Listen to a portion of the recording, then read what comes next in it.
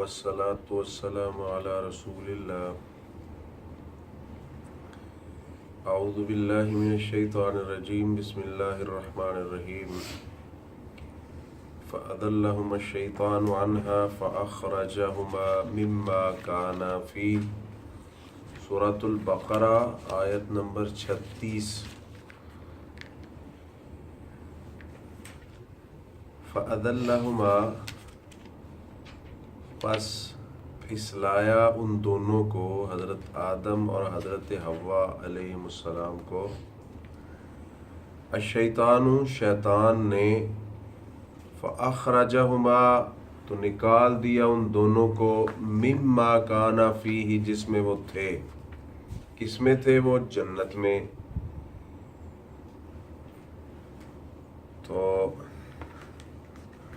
सूरह ताहा आयत नंबर 115 के अंदर अल्लाह फरमाते हैं, वलक़द आहिदना इला आदम मिन क़ब्ल फ़नसिया वलम नजिद लहू अज़्मा। क्या पैगम्बर सल्लल्लाहु अलैहि वसल्लम, हमने हज़रत आदम अलैहिस्सलाम से ये अहद लिया था कि वो उस दरख्त के करीब न जाएं, लेकिन फ़नासिया, वो भूल गए, वलम नजिद लहू आज़मा, हमने उसको पुख्ता इरादे वाला नहीं पाया। क्या मतलब इसका? कि हज़रत आदम अलैहिस्सलाम और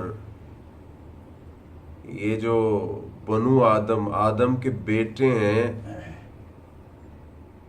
ये गलती कर सकते हैं, भूल सकते हैं। अल्लाह ताला जिस चीज़ से रोक दें तो अल्लाह ताला फरमाते हैं कि मैंने उनको रोका था लेकिन वो भूल गए, रुके नहीं थे।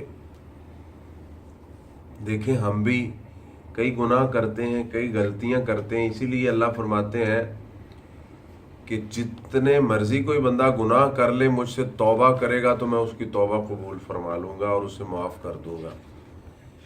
अब हज़रत आदम अलैहिस्सलाम कैसे जन्नत से बाहर आए? सूरह ताहा आयत नंबर 120 में अल्लाह फरमाते हैं, फ़वस्वसा इलैहि शैतान, शैतान ने उनमें वसवसा पैदा किया, वसवसा डाला उनके दिलों में। क़ाला या आदम हल अदुल्लुका अला शजरतिल खुल्द व मुल्किन ला यबला, उसने कहा कि मैं आपको ऐसा दरख्त न बताऊं कि आप हमेशा हमेश जन्नत में रहेंगे। आप अगर उसका फल खा लेंगे तो हमेशा हमेश जन्नत में रहेंगे। अब ये शैतान ने हज़रत आदम अलैहिस्सलाम के दिल में वसवसा डाला था। अब इसके बारे में मुख्तलिफ आरा है कि वो शैतान जन्नत में कैसे गया। मुख्तलिफ लोग अक़वाल पेश करते हैं, लेकिन सबसे बेहतरीन कि उसने वसवसा डाला था। जैसे हमारे ज़हनों में वसवसा आता है ना, शैतान तरह तरह के ख्यालात डालता है। हज़रत आदम अलैहिस्सलाम के जहन में ये वसवसा डाला शैतान ने कि अगर आप उस दरख्त का फल खा लेंगे तो जन्नत में हमेशा हमेश के लिए रहेंगे। वो वसवसे डाल रहा था, उधर से हज़रत हव्वा अलैहिस्सलाम ने भी सपोर्ट दे दी। और सही बुखारी के अंदर हदीस नंबर 3330 है। अन अबी हुरैरा रज़ियल्लाहु तआला अन्हु क़ाल क़ाल रसूलुल्लाह सल्लल्लाहु अलैहि वसल्लम लौला बनु इसराइल लम यख़नज़िल लहम व लौला हव्वा लम तख़ुन्ना उन्सा ज़ौजहा। हज़रत अबू हुरैरा रज़ियल्लाहु तआला अन्हु फरमाते हैं, रसूलुल्लाह सल्लल्लाहु अलैहि वसल्लम ने फरमाया, अगर बनु इसराइल ना होते तो ये गोश्त जो गल सड़ जाता है ना, ये ऐसा ना होता। आप गोश्त को रख दें ना तो वो ख़राब हो जाएगा, कुछ दिनों के बाद वो क्या होगा? ख़राब हो जाएगा। वो कच्चा हो या पका हुआ हो, वो ख़राब हो जाएगा। तो हदीस में आता है कि बनु इसराइल वाले जो थे, उनको अल्लाह ने जब मन सलवा दिया तो उन्होंने उसको स्टॉक करना शुरू कर दिया, तो फिर वो ख़राब होना शुरू हो गया। और दूसरा फरमा वलौला हव्वाउ लम तख़ुन्ना उन्सा ज़ौजहा, अगर हज़रत हव्वा ना होती तो कोई औरत اپنے خامد کی خیانت نہ کرتی. کیا مطلب اس خیانت کا؟ اس کا مطلب یہ ہے کہ جیسے انہوں نے حضرت آدم علیہ السلام کو بار بار کہا کہ آپ کھا لیں نا، کیا حرج ہے اس میں، ہم ہمیشہ ہمیش کے لیے ادھر رہیں گے. تو ایسے ہی چونکہ عورت جو ہے وہ مرد کے مقابلے میں ناقصات العقل ہے، جیسے اللہ تعالیٰ نے مرد کو کامل عقل دی ہے ایسے عورت کو نہیں دی. تو اس خیانت کا مطلب یہ ہے کہ ہر دور کی عورت اپنے خامد کو کسی نہ کسی بات پر اکساتی ہے جس سے وہ کوئی تھوڑا بہت نقصان اور خسارہ کر بیٹھتا ہے. ٹھیک ہے، اور اس کو ماننا پڑتی ہے چونکہ وہ اس کے گھر میں رہتی ہے. ٹھیک ہے، یہ اس کے ساتھ زندگی گزار رہا ہے، وہ اس کی بیوی ہے. تو بعض دفعہ بعد میں پھر بندہ سوچتا ہے کہ یار میں یہ کام نہ کرتا تو اچھا ہوتا.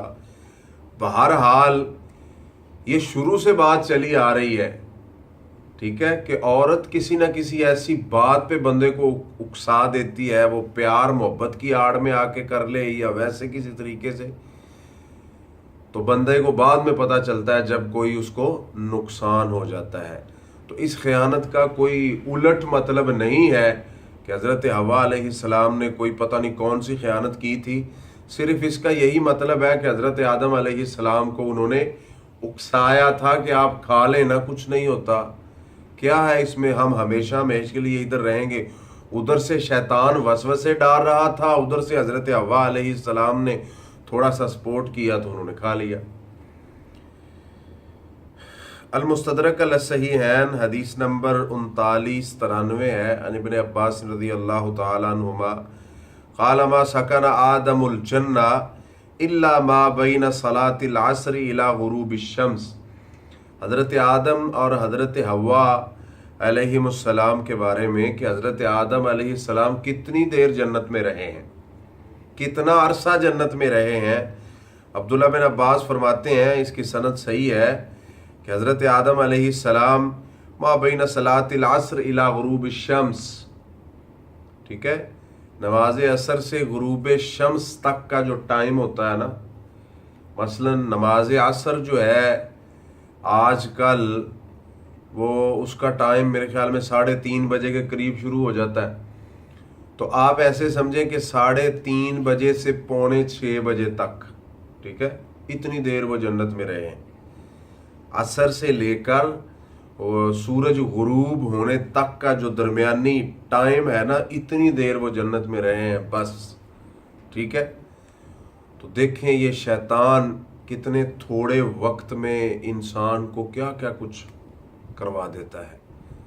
اسی لیے ہمیں چاہیے کہ ہم اللہ کی پناہ میں رہیں اور صبح و شام کے اذکار کرتے رہیں تاکہ ہم شیطان کے شر سے بچ سکیں. یہ اتنا بدبخت ہے کہ بعض دفعہ بندے کی زبان سے ایسے کلمات نکلوا دیتا ہے کہ بندہ اسلام سے خارج ہو جاتا ہے. ایسے جملے زبان سے ادا ہو جاتے ہیں کہ بندے کے اوپر جہنم واجب ہو جاتی ہے. اس لیے شیطان کے شر سے بچنا یہ ابن آدم کے لیے بہت ضروری ہے. تو پھر اللہ تعالیٰ نے جب ان کو نکالا، جب وہ دنیا میں آئے، تو اللہ تعالیٰ فرماتے ہیں قُلْ نَهْبِطُوا بَعْضُكُمْ لِبَعْضٍ عَدُوٌّ وَلَكُمْ فِي الْأَرْضِ مُسْتَقَرٌّ وَمَتَاعٌ إِلَىٰ حِینٍ. ہم نے کہا کہ اتر جاؤ، تمہارے بعض کے دشمن ہیں، یعنی انسان شیطان کے کیا ہیں، شیطان انسان کا دشمن ہے، یہ اس کے دشمن، ہماری آپس میں دشمنی ہے شیطان کے ساتھ. وَلَكُمْ فِي الْأَرْضِ مُسْتَقَرٌّ وَمَتَاعٌ إِلَىٰ حِینٍ. اللہ فرماتے ہیں اب تمہارا ٹھکانہ زمین میں ہے پکا، ٹھیک ہے، ادھر ہی تم کچھ فائدہ حاصل کرو گے اور پھر دوبارہ لوٹ کر ہمیں کدھر جانا ہے، اللہ کی طرف جانا ہے. جب حضرت آدم دنیا میں آئے، حضرت ابو موسیٰ الاشعری رضی اللہ تعالیٰ عنہ فرماتے ہیں، المستدرک علی الصحیحین کے اندر حدیث نمبر 3996 ہے، ان اللہ لما اخرج آدم من الجنہ، جب اللہ تعالیٰ نے حضرت آدم علیہ السلام کو جنت سے نکالا، زودہ من ثمار الجنہ، اللہ نے ان کو جنت کے پھلوں میں سے کچھ پھل دے دیے. زمین پہ اللہ نے جنت کے پھلوں میں سے کچھ پھل اتارے. इसका मतलब ये नहीं है कि जन्नत से उतारे थे, यानी जैसे जन्नत के फल हैं वैसे ही अल्लाह ने ज़मीन पे उनको फल दे दिए। वअल्लमहु सनाअत कुल्लि शैइन, और अल्लाह ताला ने उनको कारागरी सिखा दी कि ये चीज़ें कैसे बनानी है। ठीक है, कपड़ा है, जूता है, ऐसी जितनी भी उनकी ज़रूरियात ज़िंदगी की चीज़ें थी।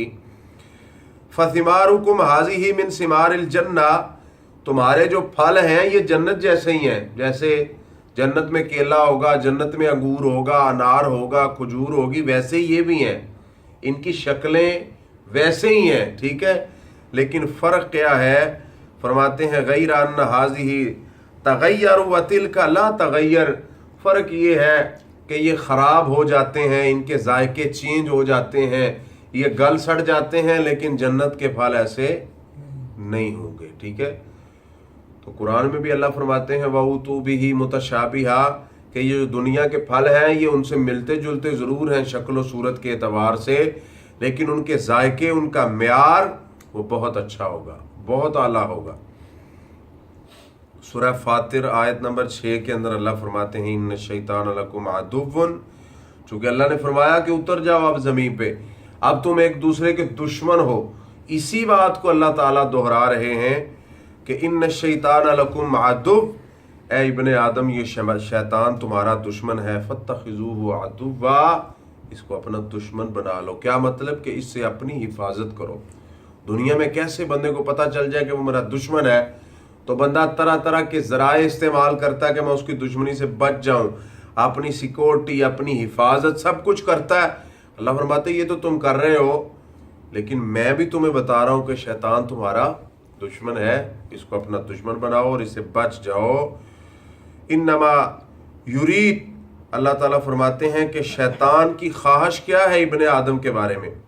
इन्नमा यदउ हिज़बहु लियकूनु मिन अस्हाबिस सईर, इसकी दावत सिर्फ यही है कि ये अपने गिरोहों को दावत दे रहा है जो अल्लाह के नाफरमान है, ताकि उनको ये जहन्नम के अंदर ले जाए। तो जो शैतान के साथी हैं इसके गिरोह में शामिल हुए, जो शिरक पर डट गए, अल्लाह की मासियत पर डट गए, गोया वो इसके गिरोह में शामिल हो गए और उसकी 100% कोशिश है कि उनको वो जहन्नम के अंदर ले जाए।